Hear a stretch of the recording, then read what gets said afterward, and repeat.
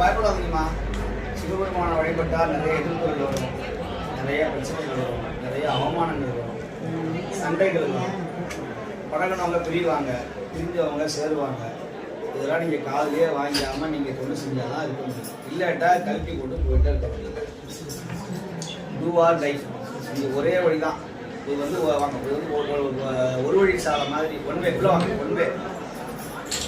இதெல்லாம் துணிஞ்சு அவமானப்படணும், கேவலப்படணும், நான் சொல்லுவேன் செருப்படி கூட வாங்கணும்.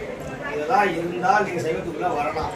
இல்லைட்டா இது அரசியல் மட்டும் இதெல்லாம் அப்படி நீங்கள் கூச்சம், சுபாவம், மான அவமானம், அபிமானம்லாம் பார்த்தீங்கன்னா சைவத்துக்குள்ளே வர முடியாது.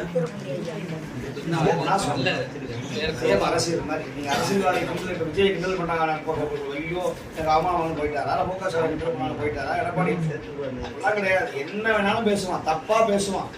நீங்கள் அடியாட பேச தப்பாக பேசுவான்.